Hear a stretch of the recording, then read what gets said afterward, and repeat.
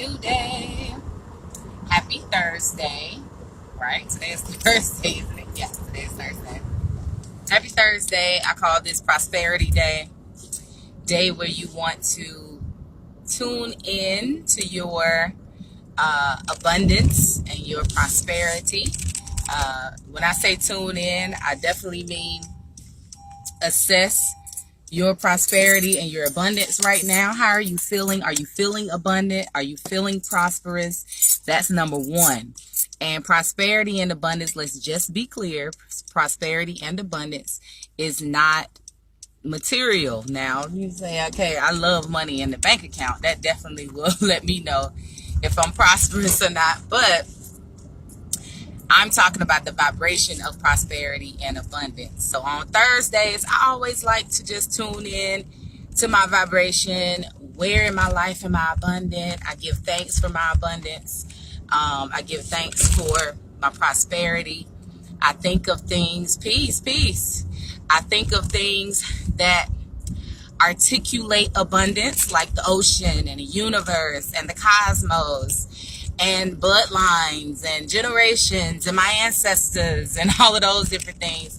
So those are the vibrations I vibrate on Thursdays. I do my best to go to a body of water on Thursdays, and a quick prosperity ritual that I do pretty much every Thursday, but definitely waxing moon Thursdays. This is a waning moon right now.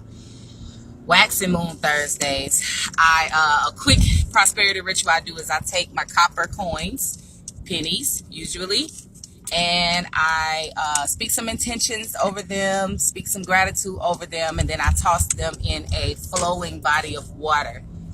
And yes, it's a level of symbolism, but it's also energy too. So with me activating those copper coins with my intentions, and also really just vibrate and keep my vibrations on prosperity and abundance, I'm able to infuse the energy to those coins, throw them in a flowing body of water, which already has that everlasting flow of universal life. It's nothing like a river, it's nothing like a flowing stream or the ocean with all its tides.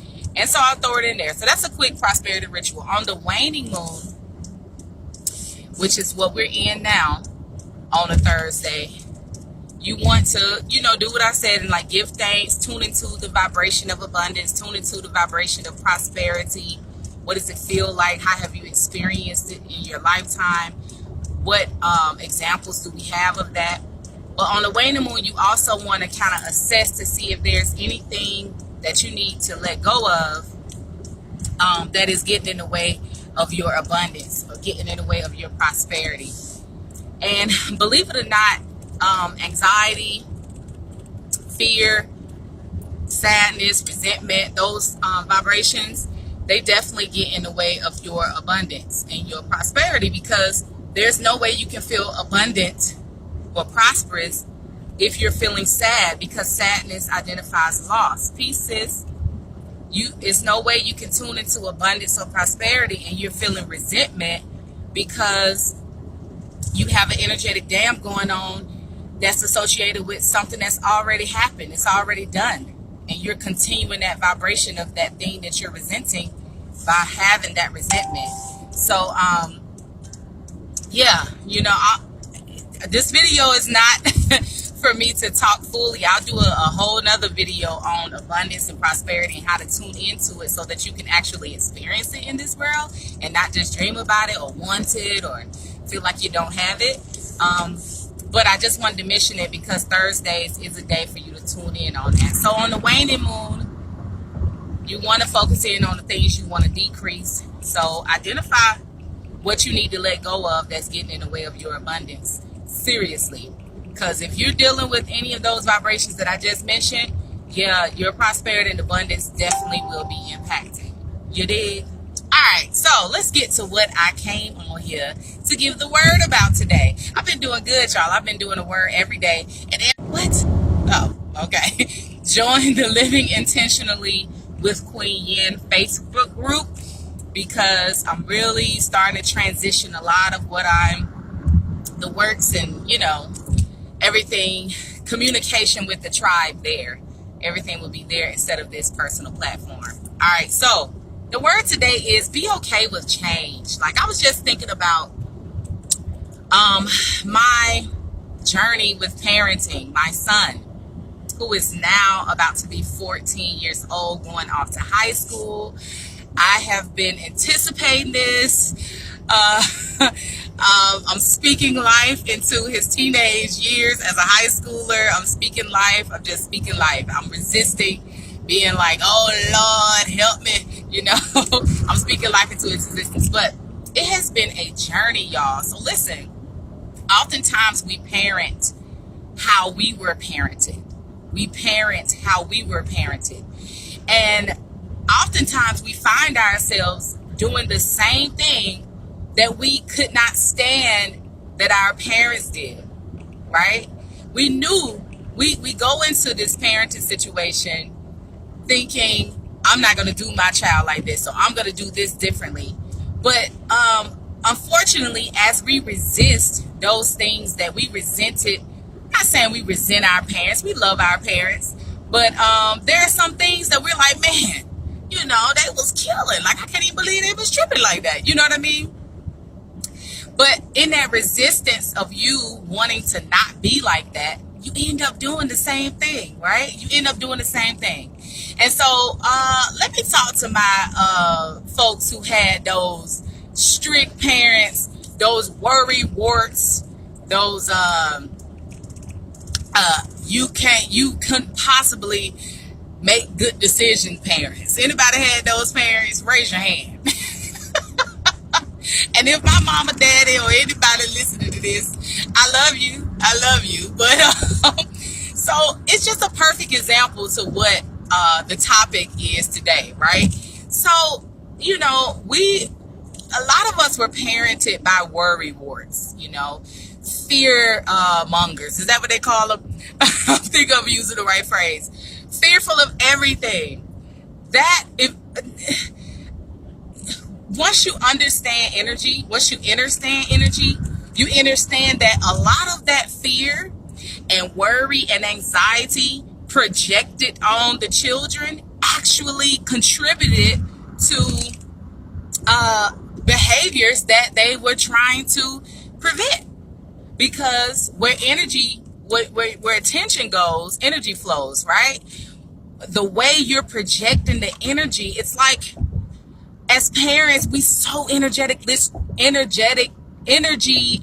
see, what's the word I want to use? Energetically disrespectful to our children, right? You're projecting all of these fears. You're projecting all of these, like, things you drum up in your head, or things you've experienced, or things your uncle experienced, your granddaddy, and the people in the hood, and the people in the schools, and the statistics, and you're projecting all of this on these infinite beings that were born with the infinite access to infinite possibilities, right?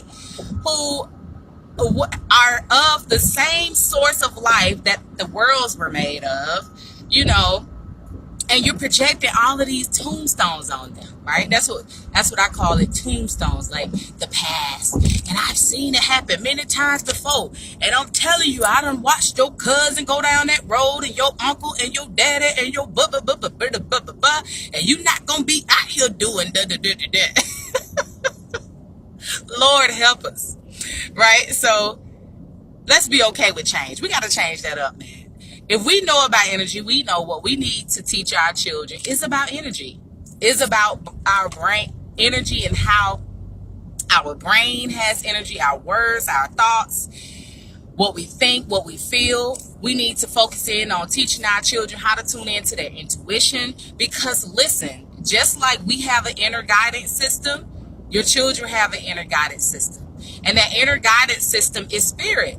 Because point blank, we are spiritual beings having a human experience, even at 2 years old, even at 15, even at 16. We are spiritual beings having a human experience, so we have an inner guidance system, right? And so we have to teach our children how to tune into that, you know, teach our children about the chakras, teach our children about energy first. When do we talk about this? A lot of us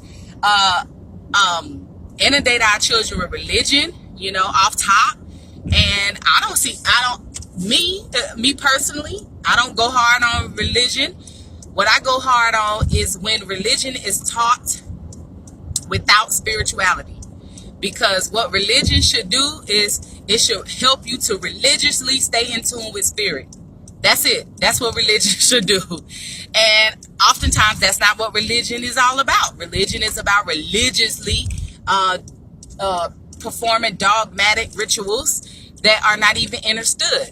So we got to be ready for change. Change is okay, you know. And speaking of religion, that's another thing we need to contemplate and think about. Okay, how can I change up? What changes do I need to make when it comes to tuning into spirit? Is it the religion? Do I need to hold back on religion, or do I need to learn more about my religion? Do I need to tune into the religion? Like, what do I need to do? You know, that's another change. We can't go on all the days where we can keep saying, well, grandma said it, grandma did it, my uncle did it. We can't keep saying that. We just can't keep doing it. Because if we keep doing the same thing over and over again and getting the same results, not seeing evolution or liberation or change, then last time I checked, that's called insanity. We can't keep doing it, y'all. So we got to be okay with change, right? And the first way, and before because I strive to make these videos short, but it's rough.